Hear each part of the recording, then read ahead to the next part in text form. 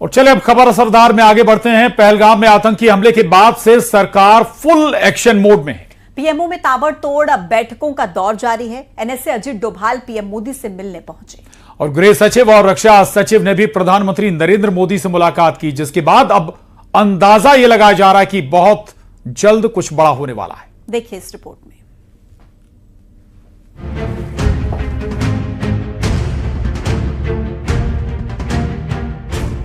पहलगाम हिंदू नरसंहार के बाद डर के साए में जी रहे पाकिस्तान के लिए तस्वीरें और भी डरावनी हो सकती हैं।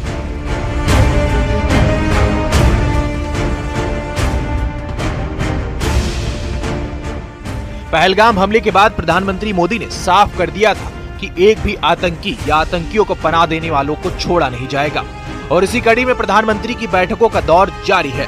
22 अप्रैल को पहलगाम हिंदू नरसंहार के बाद अपना सऊदी दौरा रद्द कर प्रधानमंत्री भारत वापस आए और आतंक के खिलाफ अपनी रणनीति तैयार करनी शुरू कर दी, जिसके बाद 23 अप्रैल को सीसीएस की पहली बैठक, फिर 28 अप्रैल को रक्षा मंत्री राजनाथ सिंह के साथ बैठक, अगले दिन 29 अप्रैल को रक्षा मंत्री, एनएसए, सीएसटी और तीनों सेना प्रमुखों के साथ बैठक, 30 अप्रैल को विदेश मंत्री, एनएसए और थल सेना प्रमुख के साथ बैठक, उसके तुरंत बाद सीसीएस की दूसरी बैठक, सीसीपीए की बैठक, सीसीईए की बैठक, फिर 3 मई को नेवी चीफ के साथ बैठक, 4 मई को एयर चीफ मार्शल के साथ बैठक और 5 मई को रक्षा सचिव राजेश कुमार सिंह के साथ अहम बैठक की।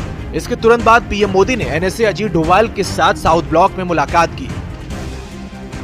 प्रधानमंत्री की ये बैठकें साफ कर रही हैं कि बहुत जल्द कुछ बड़ा होने वाला है, क्योंकि पीएम मोदी पहले ही कह चुके हैं कि भारतीय सेना को पहलगाम आतंकी हमले का बदला लेने की खुली छूट है और इसके लिए सेना खुद कार्रवाई के लिए जगह, समय और तारीख तय करे। और इसी बीच रक्षा मंत्री राजनाथ सिंह का यह कहना है कि आतंकी हमलों को लेकर देश जो चाहता है वैसा ही होकर रहेगा।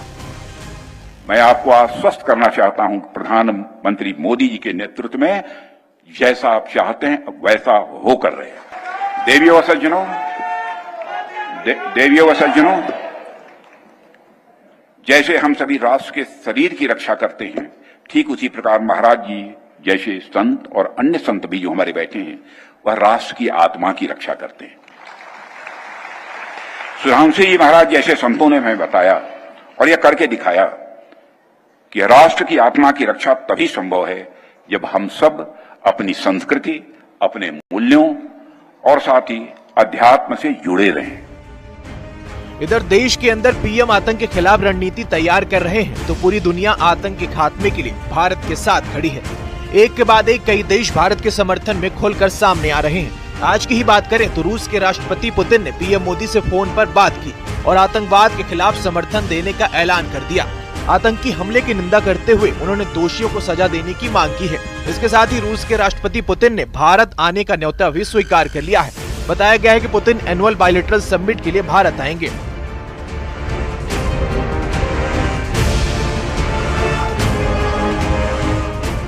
आतंक के खिलाफ देश में तैयारियां जोरों पर हैं। दुनिया के तमाम देश भारत के साथ खड़े हैं और इसी बीच गृह मंत्रालय ने कुछ राज्यों को तैयार रहने के निर्देश दे दिए हैं। एमएचए ने 7 मई को मॉक ड्रिल करने के निर्देश दिए हैं। हवाई हमले की चेतावनी देने वाले सायरन की ड्रिल भी की जाएगी, जिसमें हमले के समय अपनी सुरक्षा का अभ्यास होगा और इस अभ्यास में आम नागरिकों के साथ छात्र भी शामिल होंगे। एक के बाद एक कड़ी बैठकें, हर दिन आतंकिस्तान यानी आतंक और पाकिस्तान के खिलाफ चौतरफा कार्रवाई का मंथन, 2 बार सीसीएस की बैठक, गृह मंत्री, रक्षा मंत्री, विदेश मंत्री, एनएसए और सीडीएस के साथ कई दौर की मीटिंग, यहाँ तक कि सेना के तीनों अंगों के प्रमुखों से अलग अलग मुलाकात, जिसके बाद इस बात का अंदाजा लगाना मुश्किल नहीं कि बहुत जल्द आतंकिस्तान और पाकिस्तान के खिलाफ कुछ बड़ा होने वाला है। Bureau report, news 18।